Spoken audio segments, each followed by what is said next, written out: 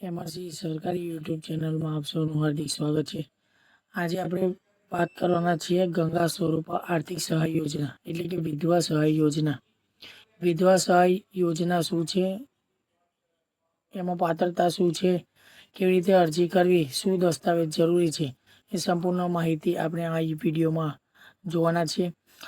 ગુજરાત સરકાર દ્વારા નિરાધાર અને વિધવા બહેનો માટે ગંગા સ્વરૂપ આર્થિક સહાય યોજના એટલે કે વિધવા સહાય યોજના ચલાવવામાં આવે છે। આ યોજના અંતર્ગત પાત્રતા ધરાવતી મહિલાઓને દર મહિને 1250ની આર્થિક સહાય સીધી બેંક ખાતામાં જમા કરવામાં આવે છે। તો આપણે આ વિડીયોમાં વિધવા સહાય યોજના ફોર્મ કેવી રીતે ભરવું, તેની પાત્રતા શું છે, જરૂરી દસ્તાવેજો શું છે અને ક્યાં અરજી કરવી, એ સંપૂર્ણ માહિતી આપણે આ વિડીયોમાં નિહાળવાના છીએ। તો સૌપ્રથમ જોઈએ કે એની પાત્રતા શું છે। અરજદાર ગુજરાતના વતની હોવા જોઈએ। બીજું, અરજદારની ઉંમર 18 વર્ષ કે તેથી વધુ હોવી જોઈએ।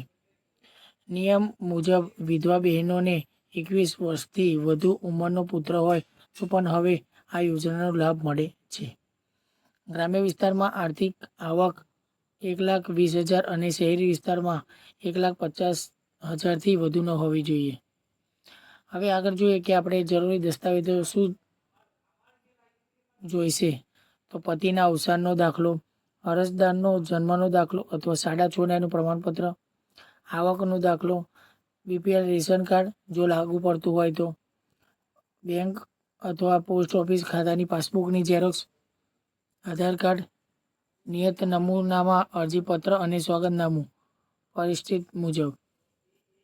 હવે આપણે જોઈએ કે અરજી કેવી રીતે કરવી।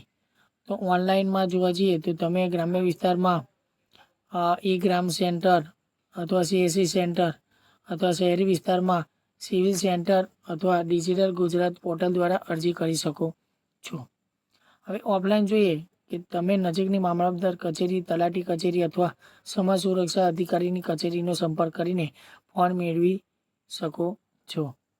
સત્તાવાર ફોર્મ અને સંપૂર્ણ માહિતી માટે ગુજરાત મહેસૂલ વિભાગની વેબસાઇટ પર જઈ આપણે સંપૂર્ણ માહિતી મેળવી શકીએ છીએ અને ત્યાં તેનું ફોર્મ્યુલર ડાઉનલોડ પણ કરી શકીએ છીએ।